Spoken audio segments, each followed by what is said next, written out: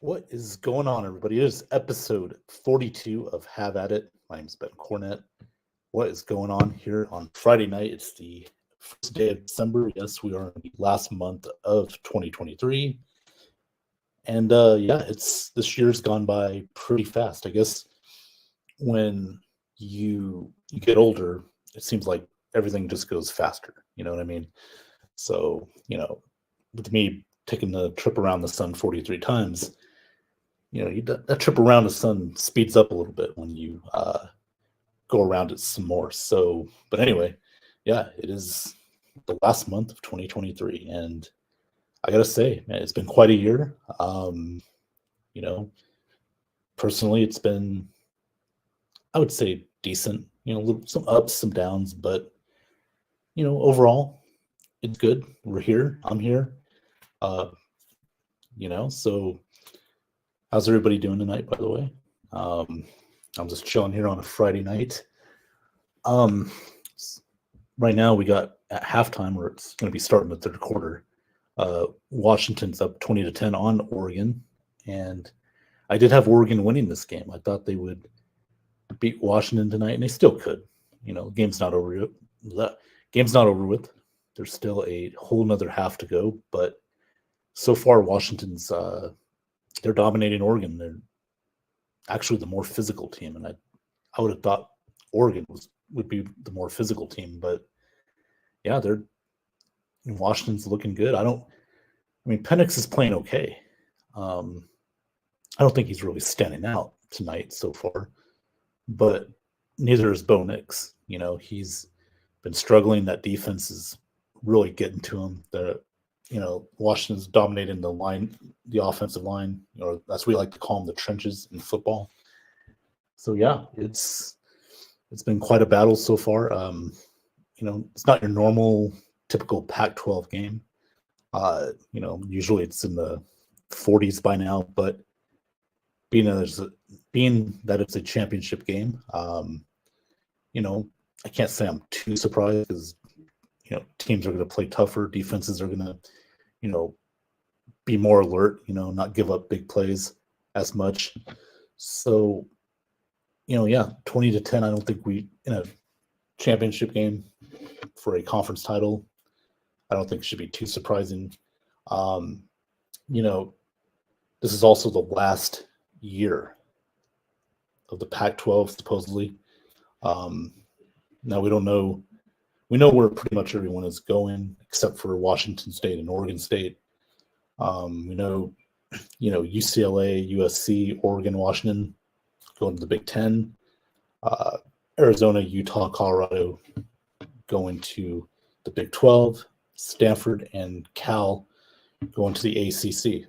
That's right. Stanford and Cal are going to the ACC. I don't know why that. I don't know how that makes sense, but it is what it is. So, yeah. So tonight is the very last Pac-12 football game, and I got to be honest. It's going to be very, very interesting to see the Pac-12 go. I get it. You know, you have to evolve, and that's just life. Life in general, you evolve, and but it's going to be weird not to see the Pac-12.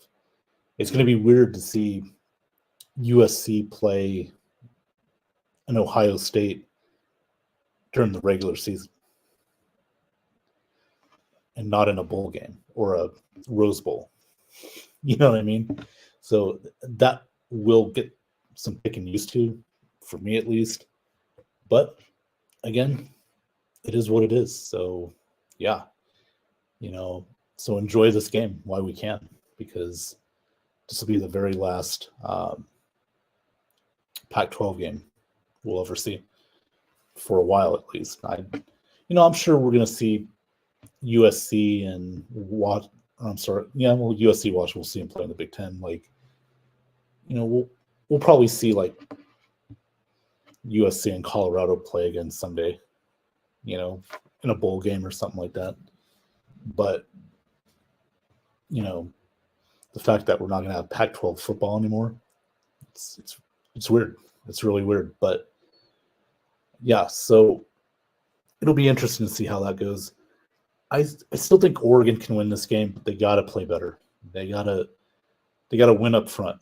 They gotta try to really panic Michael Penix Jr. He's having his way. He's not playing the best game tonight. I've seen him play much better games, but they got to put pressure on him. They got to slow down the running game. And for Oregon, I mean, the line's got to protect Bo Nix. He's being rushed. He's not getting the ball out as quickly. And, and the run game's got to get better for Oregon as well. That'll help the passing game. Brooks has got to get it going. So we'll see how it goes. I think they're starting the second half right now. Hold on 1 second. There we go. So you see Oregon's got the ball right now. Start the second half. And they're kind of at midfield already. So, yeah. And there's some other games tomorrow, too, as well. Texas and Oklahoma State. That's going to be a big game tomorrow for the Big 12 title. Texas is a favorite, and I think they will win. They still got a shot at getting in the Final Four. By the way, this is the last year of the Final Four of college football. Next year, they expand it to 12 teams, which I think is good. We need to do that. There's just too many. There's always going to be that team or two that's left out. So next year it should be a lot better. We'll be a lot more competitive, and I would say you'll definitely have the right teams in it, and the best teams in it as well. So yeah, but Texas still has a chance to get in there. Also, tomorrow night, my Florida State Seminoles play Louisville. It's been tough last couple weeks. Obviously, we all know Jordan Travis got injured against North Alabama, second to last regular season game. Out for the year, pretty much done with Florida State. He's going to graduate and go on to the NFL. We'll see what happens there. But what a shame, man. What a shame, because he's having a great year. You could argue you could even maybe put him in the Heisman talks. But man, it's such a huge blow. And as a Florida State fan, it's definitely disappointing for me.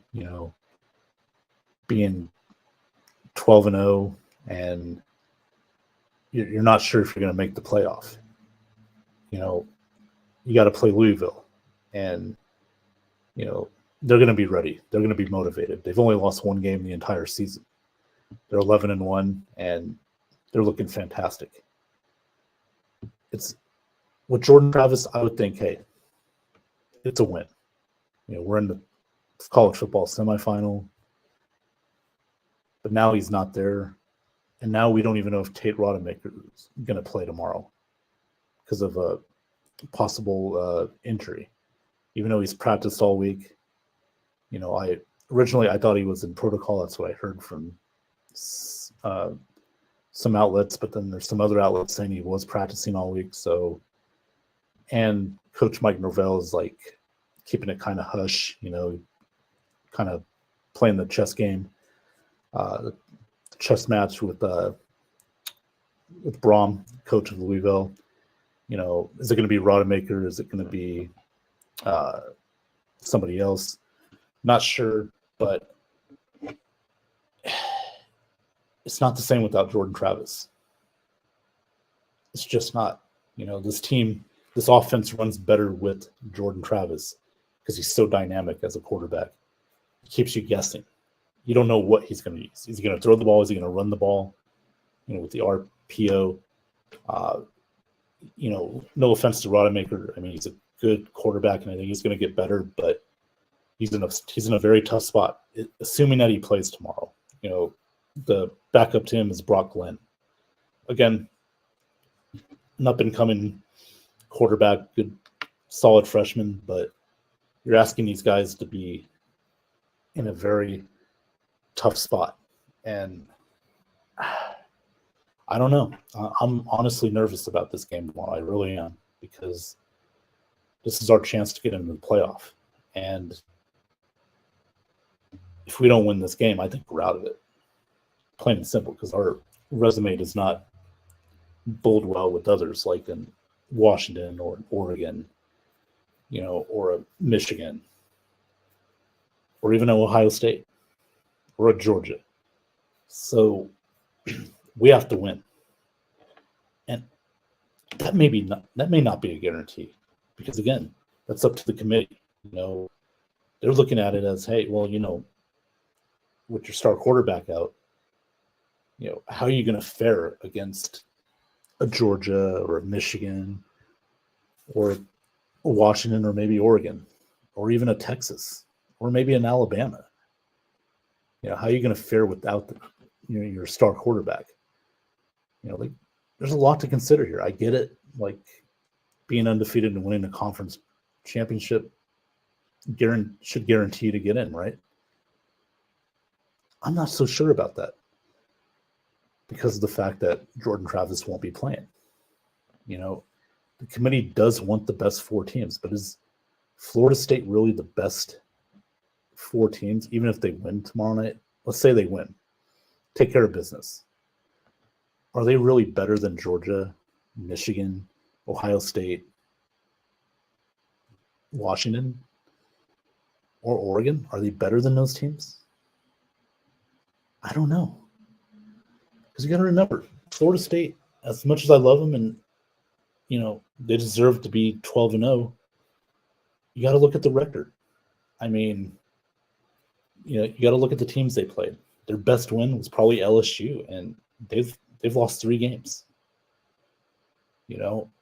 I mean, I don't know. Florida's not the same team.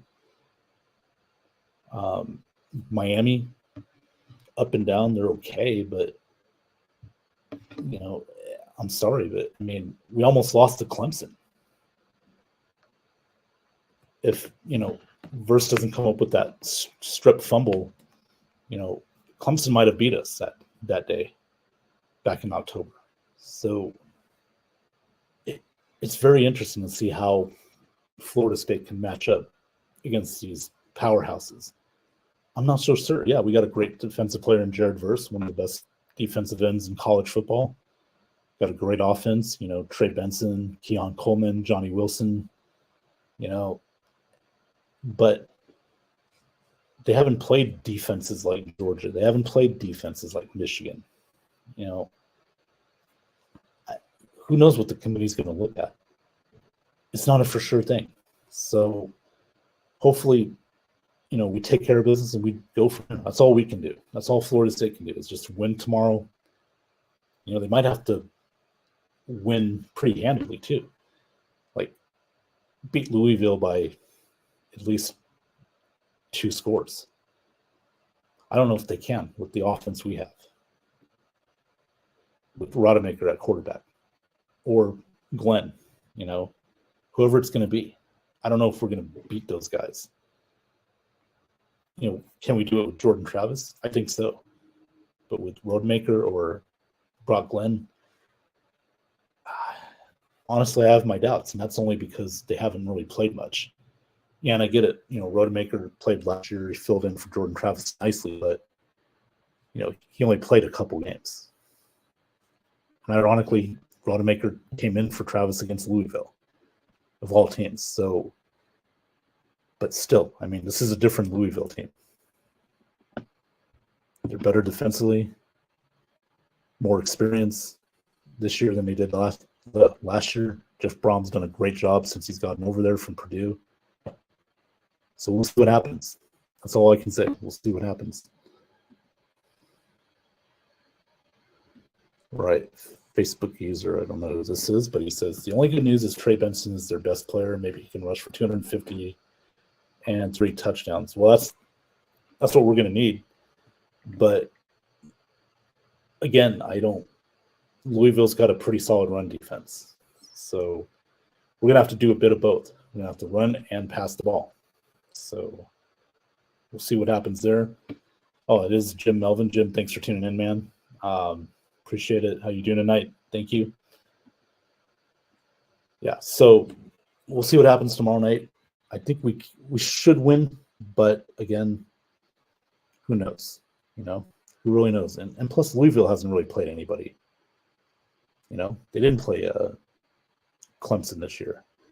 They didn't play us in the regular season. So, I think their best win was against Notre Dame at home.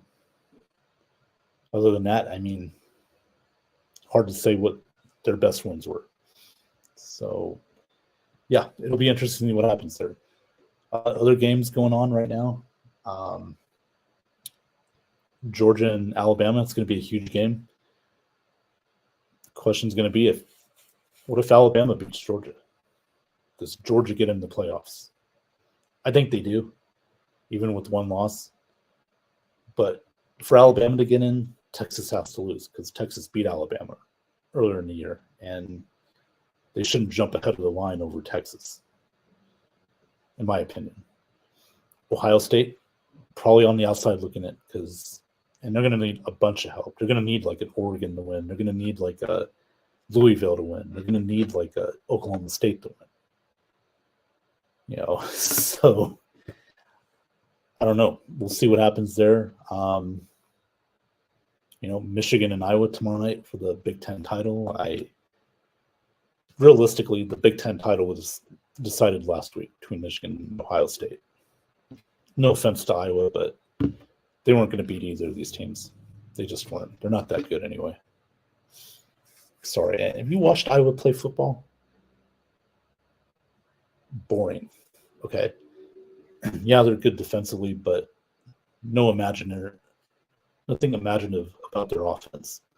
And I get it. That's Kurt Lafretz's style of football, is defense and running the football. But that's not going to get you too far. Yeah, it got you to the Big Ten championship, but look at the division you're in. You had Nebraska in there. You had Northwestern. You had Illinois. Come on. You think Iowa's going to have a chance against Michigan? I don't think so. Michigan's going to – I think they're going to annihilate Iowa.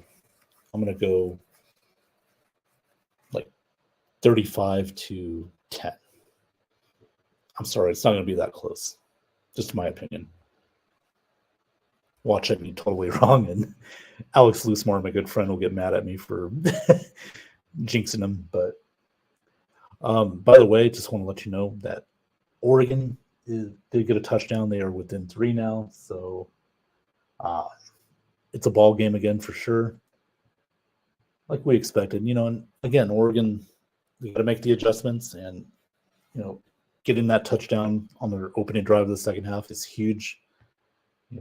Good drive for them. Now Washington has the ball, and they look like they're getting close to midfield. So, man, Washington's not playing around either. All right, so let's get another comment here from Jim Melvin. Except that quarterback, FSU matches well against anyone, and their offensive skill position players are the best of the best. I agree to an extent. I think our offensive line's it's good, but not great. And Jordan Travis made that offensive line probably look better than it actually is. Again, the offensive line is solid, but when you have a quarterback like Jordan Travis who can, make plays on his own, he makes that offensive line look better than it is. That's not a knock on our O-line, but that just shows you how good Jordan Travis is, in and out of the pocket. So, yeah, but we'll see what happens. Again, you got to win in the trenches. It's the lifeline of the offense, the lifeblood, I should say, or however it goes. But yeah, we'll see what happens there. And then Sunday we got some games. Obviously, the 49ers and Eagles is the game of the week. No doubt about it. It is the rematch between San Fran and Philly from the NFC Championship game last year. As you know, Philly won that game, went to the Super Bowl. 49ers had Brock Purdy out with the elbow injury in that game last year, so the Niners were looking to redeem themselves, beat Philly, and I do have the Niners winning that game, by the way, too. I just think right now the way they're, beating their opponents, they're dominating their games. They dominated Seattle on Thanksgiving. They dominated my beloved Buccaneers a couple of weeks ago. I know the score will say 27-14, but really the Niners pretty much handled us. Philly, meanwhile, boy, they've just been getting by. They're a great team. Don't get me wrong, but Buffalo probably should have beat them last week. My opinion. If Josh Allen doesn't throw that interception, who knows? Kept Philly in the game. Went to overtime. Philly got the field goal for the win. And I do agree with Jim that the Eagles are due for a letdown. I agree.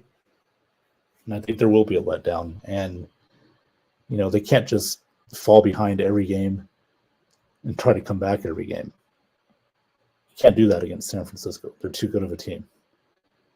And I get it, Tafanga, their safety for the Niners, out for the year. That's a big loss, but they have good depth.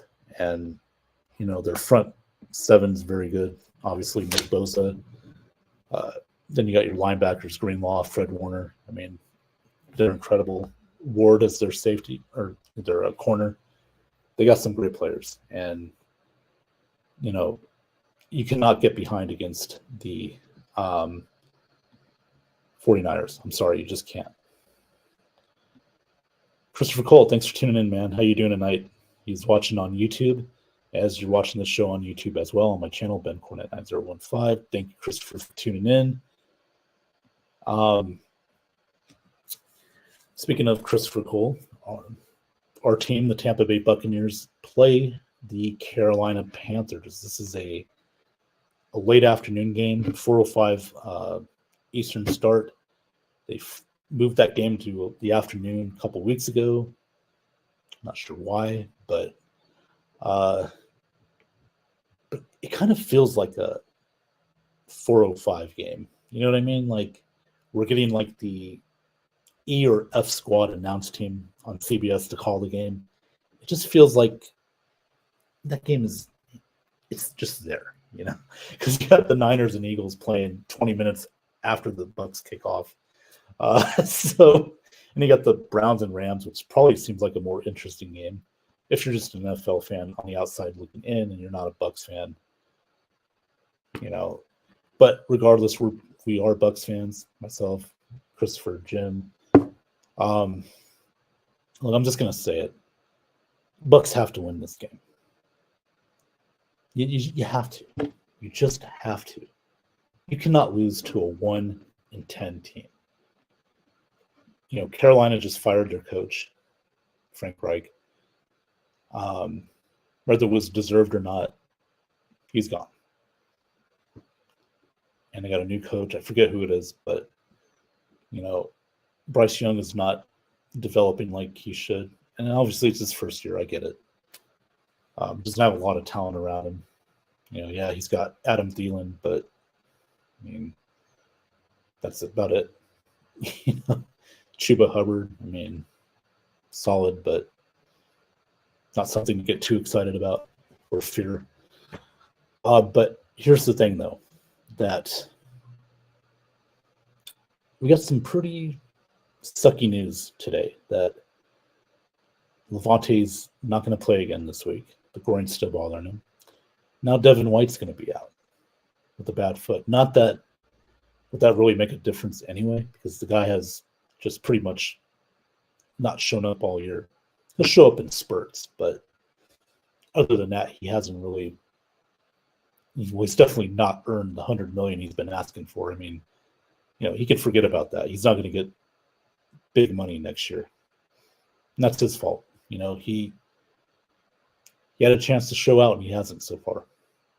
And you could say, well, but they don't put him in the right place. He should be rushing the quarterback. Okay, but at the end of the day, if you're a great defensive player on both offense or defense, no matter where you're put, you should be able to still do well and be consistent. And that's the one thing Devin White has not been since really after the Super Bowl in 2020. Consistency. So is it really a big loss if he's not there this week? Most likely, yeah, because again, you're going to have guys like KJ Britt, Cam Gill play. Doesn't sound very encouraging. And SirVocea Dennis might not play. He has an illness right now. So we don't know if he's going to be good to go. They'll have to monitor that this weekend. As far as offensively, I mean, listen, they have to step up. They have to get off to a great start. They cannot fall behind early. And we got to do better in the red zone. That was inexcusable. That first drive last week, I know Baker went down, got hurt, missed a few plays, but come on. You had a touchdown right there at like the 2 or 3 yard line. And all you get's a measly field goal. And you lose to the Colts. You lose to Gardner Minshew. Gardner freaking Minshew.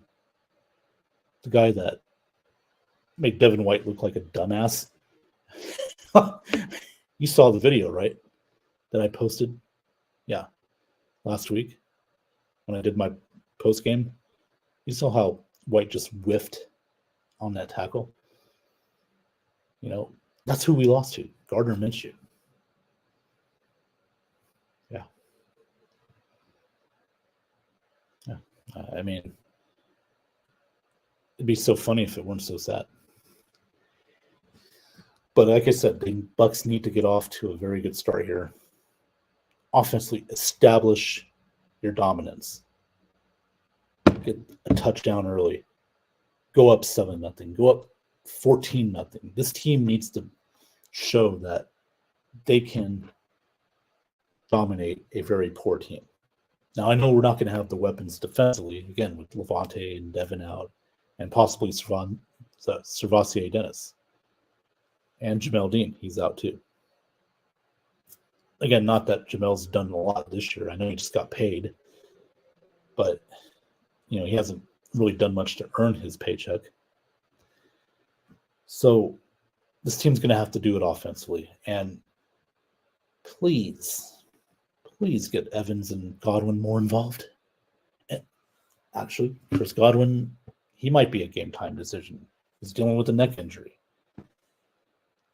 So if Godwin's out, now you got to rely on Trey Palmer.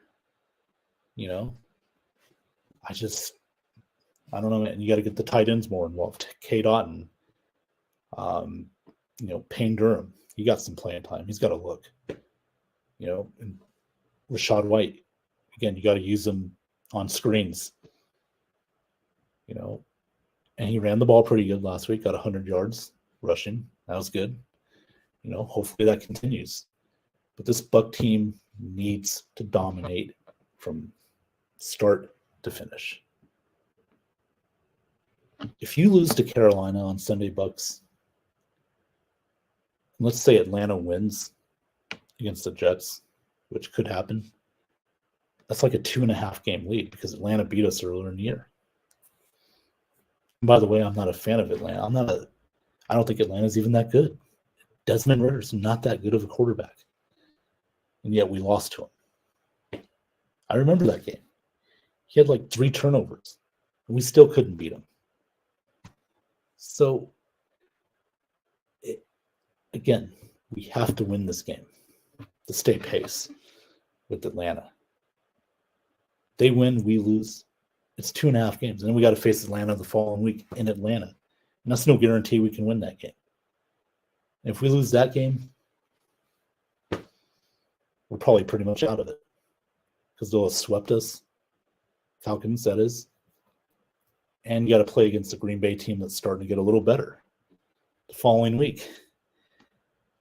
So, to me, this is pivotal. This is the game this weekend. Yes, I'm saying it.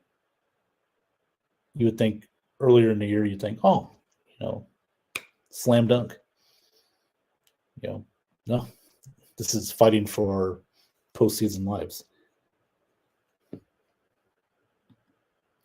Jim Melvin says, if the Bucs lose the Panthers, we all need to start getting excited about the 2024 draft.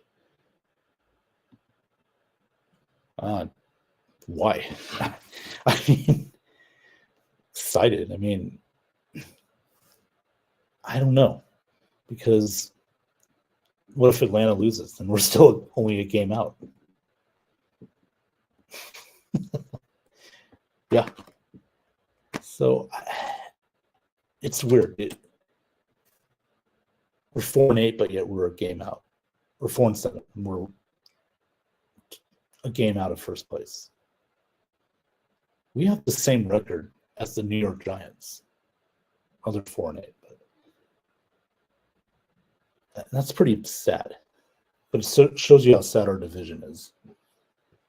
And I have to say too, this game, Bowles could be coaching for his job. And I've heard, stuff on other shows, including the show I was on last night. Bowles dealt a bad hand. Maybe he was. But you know what? If you're a great coach, you can overcome some of those things. You can see development in guys like Tyron Shanka, who just got benched by Diaby. Yaya Diaby is taking his place. He's going to be starting for JTS. Because JTS hasn't developed into the type of defensive end that the Bucs were hoping for. Yeah, and he did get a sack last week. But that's like once in a blue moon. He simply hasn't developed. And Todd Bowles, again, that's part of his job. And that's the other problem, is he's both the head coach and defensive coordinator. He shouldn't be. He should just be the head coach. Delegate to other coaches. But he feels like his way is the right way, and I don't see it. There's a reason why he failed in New York. Now the Jets are a bad franchise, I get that, but when you were 10-6 your first year and then 5-11 your other 3 years, 5-11 3 years in a row, that's not just a bad organization. That's got to fall on the coach too.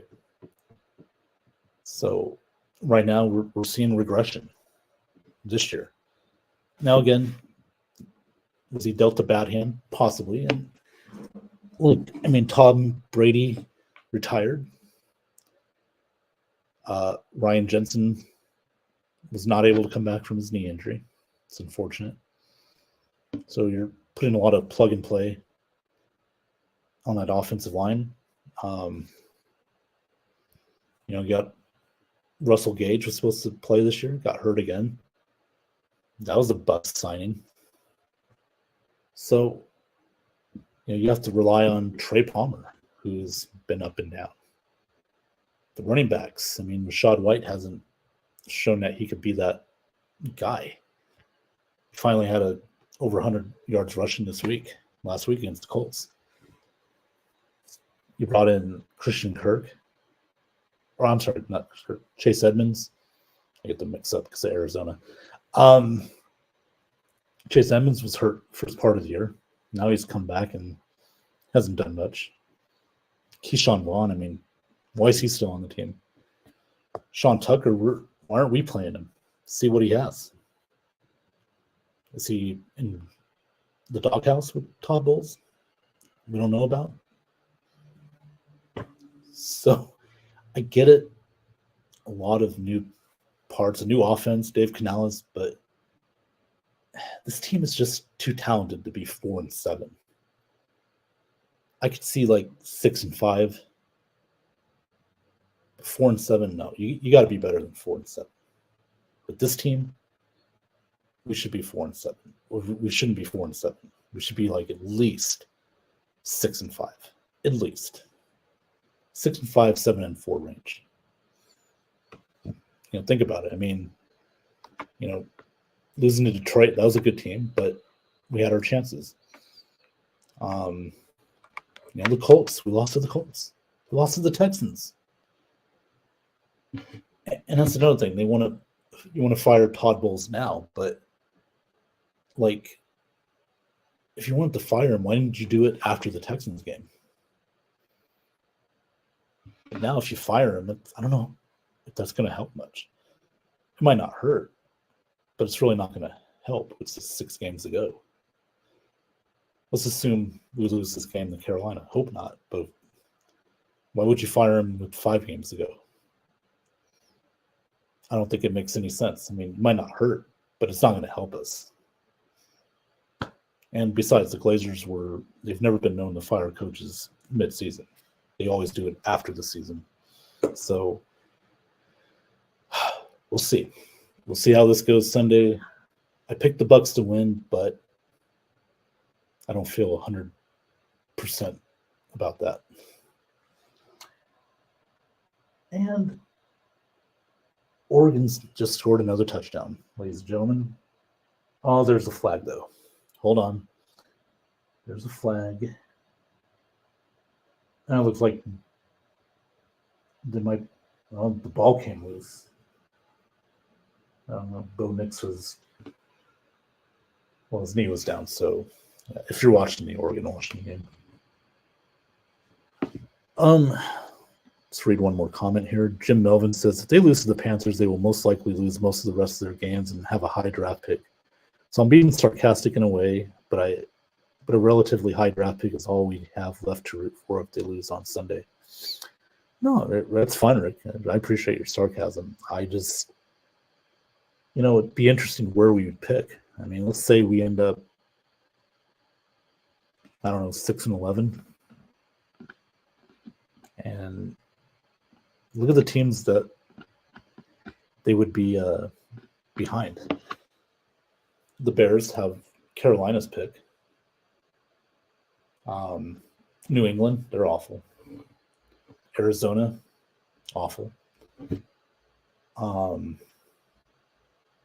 Jets, they could be awful. End up being awful. Washington. So, I don't know. What good pick can we get with that? I mean, if you're going to get a good pick, you want to be in the top 5. You don't want to be number 8 to 12. You don't want to be in the middle. Let's put it that way. You don't want to be in the middle of the draft. If you're in the middle of the draft, then, I don't know if you want to get a quarterback at that spot. I'm just saying.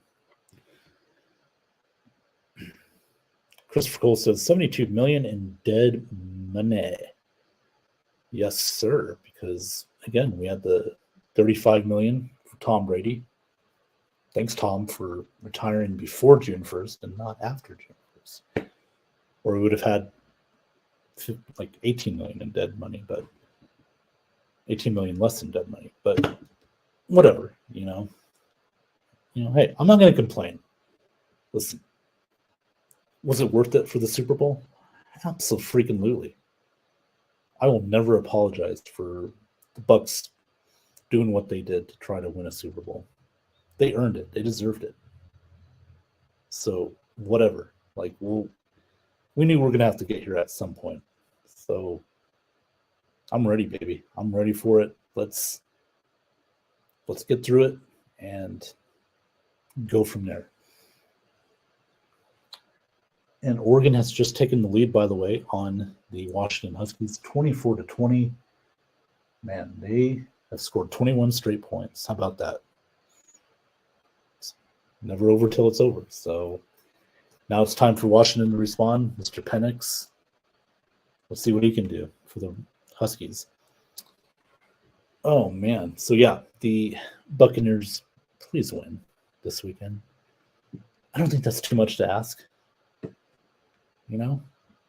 I mean, come on. It's Carolina. Can you imagine if you lose to Carolina and you have to face the media after the game? What's Todd Bowles going to say? Well, we had a good week of practice. We have to play better. So I hate that. To me, that's what bad coaches say. They always say that. Well, we had a good week at practice, or our guys got to play better. Like, you never see the coach take accountability. You know, it kind of reminds me of the Lovie Smith era. He never took accountability. Said the same things Todd said. So, I don't know. Man. Let's, like I said, go Bucks, but we have to win this game. If we want to stay in this god-awful division race, you got to win on Sunday. Bottom line. Well, I don't really have much more to say. We got a good game here tonight, Oregon, Washington. And you know what I'm going to do? I'm going to go ahead and watch the rest of this game. But I did want to come on here tonight for Have At It. It's been a short-lived episode. I apologize again for not promoting it better. Again, with my schedule, it's been hectic. But that's just the way life is. But I still wanted to pop in here, be like a pimple and pop in here and talk to you guys, you good people, for a little bit. So with that being said, I'm going to go ahead and take off, but I want to thank everybody who's watching tonight. Jim, Christopher Cole, anybody else that was watching, on the other platforms, YouTube, Twitter, X. I still call it Twitter. I know I'm old school. So thank you again tonight, and please like, subscribe, and share this show. Would greatly appreciate that. My social media handles are to my right, above my right there, on X at BennyBoy702, YouTube. My channel is BenCornett9015, BenZone here on Facebook, and if you're an Instagrammer, I'm at Ben702 forever. So, everybody, with that being said, I want everybody to have a good weekend. Watch a lot of football, and go Bucks. Let's win this game, and let's not embarrass ourselves, okay? Let's win this game Sunday, okay? Go Bucks, and have a great night, great weekend, and I will see you next time right here on Have At It. Take care.